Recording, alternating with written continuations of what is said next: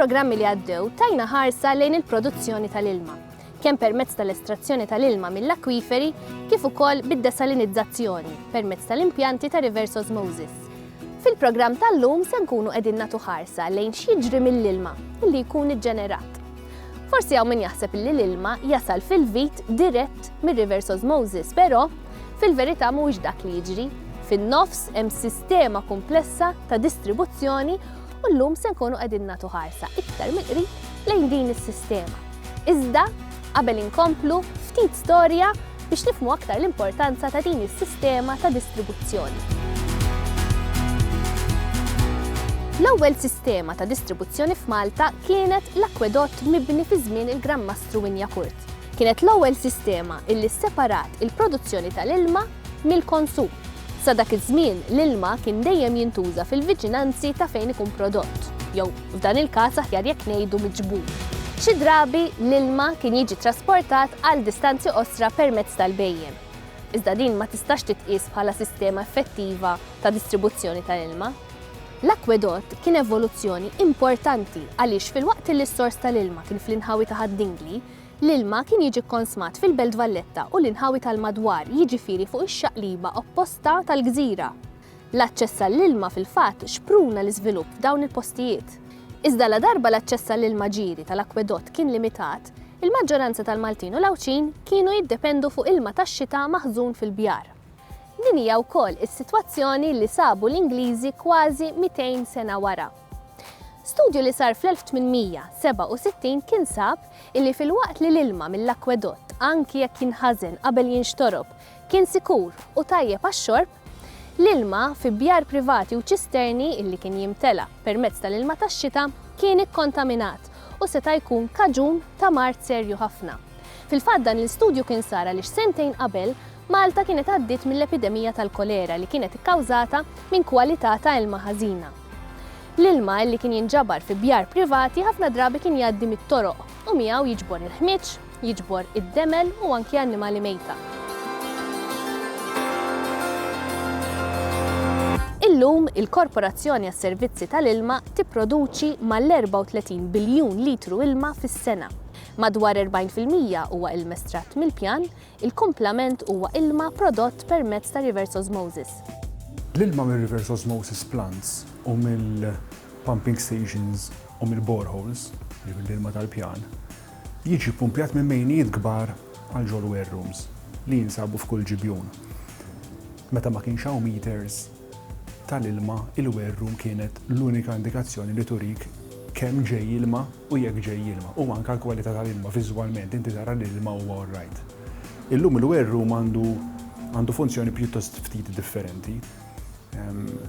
L-ilmijiet kemm ta' reverse osmosis plant u kemm tal-groundwater huma differenti ħafna fil-kostituenti tagħhom, jiġifieri dan għandhom kimiċi differenti minn xulxin, però jikkumplementaw lil xulxin perfettament. Jiġifieri l-ilma tal-arow waħdu mhuwiex tajjeb biex tixorbu, l-ilma tal-pjan waħdu mhuwiex tajjeb biex tixorbu, però meta tħallathom flimkien, il-mix tiġi tajba għall-ilma tax-xorb. U dak huwa l-importanza tal-wear room illum. Il-wear room hija l-kamera fuq il-ġibjun fejn l-ilmijiet jitħaltu sew qabel ma jidħlu fil-ġibjun.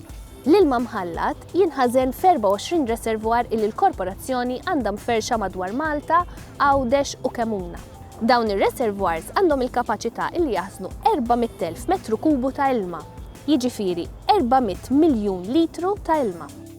Il-produzzjoni, it-trasferiment u l-ħażna tal-ilma huma kontrollati u monitorati f'ħin reali minn control room ċentrali illi l-korporazzjoni għandha f'ħalluqa.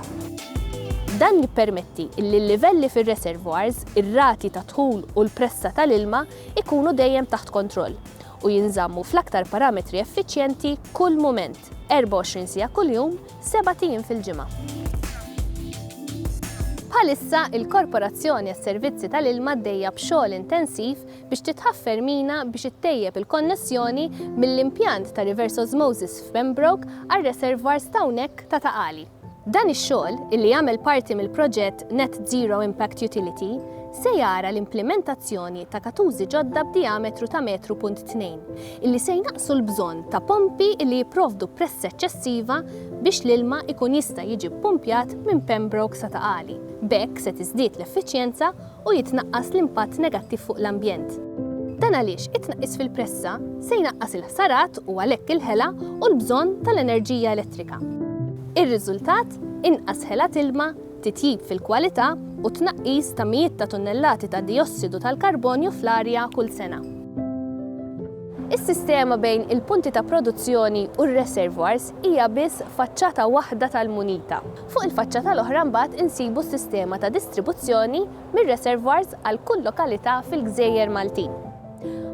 Wara dak il-vit li inti tiftaħ ta' kuljum biex minnu joħroġ l-ilma, hemm sistema impressjonanti fejn l-ilma wara li joħroġ mir-reservoirs prinċipali jgħaddi minn madwar 2100 km ta' pajpijiet prinċipali kollha interkonnessi, illi flimkien ma' mijiet ta' pompi u valvi manwali u awtomatiċi jikkontrollaw il-pressjoni u r-rata ta' dħul biex l-ilma jitwassal f'riservi iżgħar u fl-aħħar ta' triqtu permezz ta' madwar 1000 km ta' pajpijiet oħra jasal direttament sa wara l-bib ta' darna.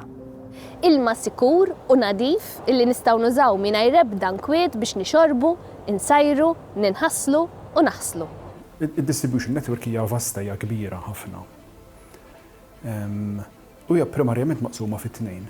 Għandna dik li tissejjaħ il-primary network li tikkonċerna l-ilmijiet mill-pumping stations u mill-reverse osmosis kif jaslu lejn il-ġibjuni. U l-ġibjuni kif jaqsmu l-ilma bejnietom, dik tissejjaħ il-primary network, ġib magħmula minn pajpijiet kbar ħafna li filħu volumi kbar tal-ilma. U mbagħad hemm dik tissejjaħ secondary networks li huma il-mejniet u l-pajpijiet li nsibu fl-irħula u fit-toroq fejn noqogħdu aħna. L-ewwel waħda hija monitorjata kontinwament mill-control room systems tagħna. U t-tieni waħda tant hija kbira. Kwalunkwe problemi li jkollok fin-network tikkonstitwixxi problema kbira għax inti jista' jkollok ħsarat li ma tafx fejnhom. Kull ma titgħamel huwa tkisser problema kbira f'biċċiet żgħar. Din l-erja ġiet maqsuma f'erba', jissejħu 4 reġjuni. Primarjament huma Għawdex, in-Nord, is-Sentru u s-Sawt. Issa kull reġjun ġie maqsum f'erba' u kull waħda minn dawn l-erba' ġiet maqsuma f'20 żona. Ġifieri effettivament inti għandek reġjun li ġo fih 4 porzjonijiet ta' 20 żona kull wieħed u kull żona minn dawn tgħidu li żona x'inhi, żona hija erja ta' pajpijiet, biċċa ammont ta' pajpijiet pereżempju 20-30 triq li jkollha meter wieħed u kontroll tal-pressa. Jiġifieri b'dan il-meter inti tinduna u f'dawn l-20 triq x'dieħel ilma.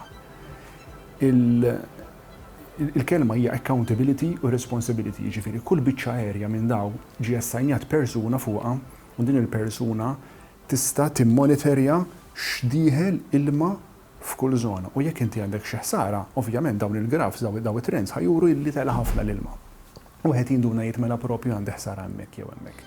Dan in-netwerk fil-fatt iservi madwar 160,000 konnessjoni fid-djar, negozji, industri, lukandi, skejjel u tant aktar, illi jservu l-popolazzjoni kollha tal-Gżejjer Maltin, aktar minn 440,000 persuna u lil barranin li jżuruna wkoll. Ma jistax jonqos illi sistema komplessa bħal din bi 3000 km ta' katusi u pajpijiet ikollha l-problemi tagħha wkoll, speċjalment fejn jidħlu leakages. Primarjament importanti li ngħid illi is-sistema tal-pajjiż ma tistax tiġi kkonsidrata qisha kamra tal-banju jew inkella sistema ta' ilma ta' dar normali. Is-sistema tal-ilma tal-water services tant hemm pajpijiet u tant hemm fittings illi hemm possibilità li xi waħda minn dawn il-fittings jew il-pajpijiet ħajlikjaw, ġifieri li jkollok li huwa aċċettabbli. Kemm hija storja oħra. So in effect, l-ammont kbir ta' fittings li hemm u t-tul u l-kilometraġġ kollu ta' pajpijiet huwa wieħed mill-affarijiet li proprju jikkawża l-leakages għax iktar ma għandek fittings iktar għandek possibilità. Min-naħa l-oħra, l-età tan-netwerk tidħol ukoll in kwestjoni, ġifieri il-water services trid tagħmel pjan biex pajpijiet li jkunu qdiemu u telgħu fis-snin 50 sena jew 60 sena dawn iridu jinbidlu. Hemm ukoll il-pressjoni tal-ilma, meta inti jkollok pressjoni għolja mingħajr ma tikkontrolla ħajkollok ħafna ksur ukoll fis-sistema bejn inti trid tikkontrolla l-pressa. Hemm ukoll importanti ħafna nies jaħsbu li mhix daqshekk importanti imma hija l-varjazzjoni fit-temperatura. Meta inti tmur pereżempju minn billej fix-xitwa tkun 5 degrees jew 4 degrees. Mbagħad fis-sajf ikollok temperaturi mal-art ta' 40 plus jew 50 plus it-tarmak jiġi jaħraq ħafna, dawk il-varjazzjonijiet fit-temperaturi jagħmlu effett kbir fuq il-pajpijiet u jkun hemm ħsarat ukoll. Il-leakages minn dejjem kienu problema u prattikament huwa impossibbli illi teliminhom għal kollox, però dan ma jfissirx li ma jistgħux jitnaqsu u jekk jitnaqsu titnaqqas ukoll il-ħela ta' ilma u titbaxxa id-domanda l-produzzjoni. Meta twaqqfet il-Korporazzjoni għas-Servizzi tal-Ilma fl-1992, il-ħela ta' ilma minħabba il-leakages kienet konsiderevoli, 4 miljun litru ilma fis-sija. Ma' żmien b'ħafna impenn, il-Korporazzjoni għas-Servizzi tal-Ilma irnexxiela tnaqqas ir-rata ta' telf ta' ilma għal madwar 380 metru kubu fis-sija, 10 darbiet inqas. Tant kien it-tnaqqis illi l-impjanti ta' reverse osmosis tal-Marsa u Tinje setgħu jingħalqu għaliex it-tlieta l-oħra, anki meta mħaddma b'nofs il-kapaċità tagħhom, kienu biżżejjed biex jipproduċu l-ilma kollu illi l-pajjiż kellu bżonn. Il-Water Services naqset il-leakage billi implementat dak li jsejjaħ il-5 Force Leakage Control Methodology. Dawn huma 5 inizjattivi li tittamilhom flimkien biex il-leakage tafsu u ġibu l-inqas possibbli. L-ewwel u aktar importanti hija l-Active Leakage Control. Active Leakage Control hija meta l-Water Services tieħu l-inizjattiva hi li timmonitorja l-ammont ta' ilma li dieħel f'kull żona. Hemmhekk hi qed timmonitorja meta jkun hemm ħsara ħatider fil-graf u inti ħaduħu azzjoni, dik tissejjaħ Active Leakage Control. It-tieni waħda importanti ħafna wkoll hija l-Passive Leakage Control fejn grazzi għan-nies li jirrapportaw il-ħsarat, aħna nkunu nafu li hemm ħsara barrax. Ovvjament minn hawnhekk mill-uffiċini tagħna ma nkunux nafu. Imma meta persuni jara li ma ħirex fit-tar ma jirrapportah u aħna mmorru nsewwu dak jissejjaħ Passive Leakage Control u ta' dan nirringrazzjaw ħafna lill-poplu li jagħmilha. Oħra li hija importanti hija l-maniġjar tal-presses.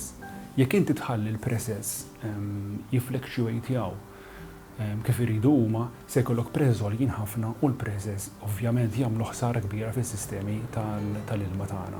Jiġifieri dik hija importanti wkoll li wieħed jagħti każ il-pressa u kellha effett kbir fuq il-kontroll u l-maniġjar tal-ħsarat. L-aħħar waħda ma hija equally important huwa li inti ssewwi malajr.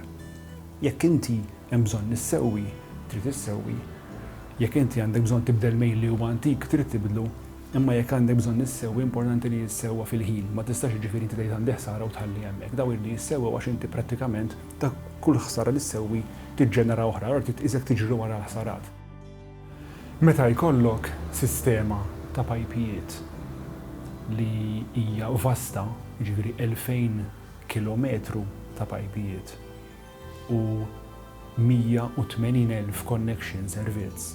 Meta tara dal-ammont ta' pajpijiet u tal-ammont ta' fittings, wieħed irid jifhem illi ma jista' qatt tkun bħal kamra tal-banju u ma jkollokx leakages. F'kamra tal-banju inti għandek 4 pajpijiet kollox u ma jistax ikollok leakages xejn. Imma f'pajjiż sħiħ b'sistema ta' netwerk kbira daqshekk vasta, il-leakage huwa bil-forsi irid ikollok ammont ta' leakage. U dan jissejjaħ il-minimum acceptable leakage levels. Il-valur tal-leakage huwa 380 metru kubu fis-sija. Meta wieħed jara dan in-numru jgħidilna kemm hu kbir. Fil-fatt huwa wieħed mill-inqas valuri fid-dinja kollha. Il-leakage jiġi mkejjel b'dak li jissejjaħ Infrastructure Leakage Index, ILI, mad-dinja kollha ġifieri hemm index li dan l-index jieħu ħsieb jara kemm għandek kilometri ta' mejniet, kemm għandek fittings, kemm qed titmanies, kemm il-pressa u minna joħroġ dan l-indikatur. U l-indikatur ta' Malta qiegħed bejtu għor 1.8, ILI ta' 1.8. Meta tikkomparaħ ma' kif kien fil-1995, l-ILI kien 20. L-aħjar ILI value li jista' jkollok huwa 1 u Malta qiegħda 1.8. U meta tikkomparaħ mad-dinja kollha, Malta qiegħda waħda mit-top f'dan is-settur. Diffikultà li d-distribuzzjoni tal-ilma trid tiffaċċja hija l-ġeografija tal-pajjiż. La darba l-pajjiż huwa nisġa ta' tlajja u nżul, għoljiet u widien, is-sistema ta' distribuzzjoni tal-ilma trid tadatta għal dan kollu. Mains, pompi, sistemi mekkaniċi ta' kontroll tal-pressa jaraw li lokalitajiet li qegħdin fil-għoli ikollhom pressa adekwata. Lokalitajiet li jinsabu aktar baxxi mill-ġibjun jitwasilhom l-ilma permezz tal-gravità. Għalkemm xorta waħda il-pressa tkun ikkontrollata permezz tal-pompi u sistemi mekkaniċi oħrajn. F'dan il-programm tkellimna dwar kif l-ilma jasal fid-djar tagħna u dwar l-importanza illi nikkontrollaw il-ħela. Jekk innotajtu ma semmejna xejn dwar kif il-kwalità ta' dan l-ilma tkun assigurata, u dan mhux għax insejna, iżda xuwa suġġett illi ħanitkellmu dwaru fil-programm li jmiss, fejn se nkunu qegħdin naraw illi l-kwalità tal-ilma tiġi monitorata f'kull pass tal-produzzjoni u tad-distribuzzjoni.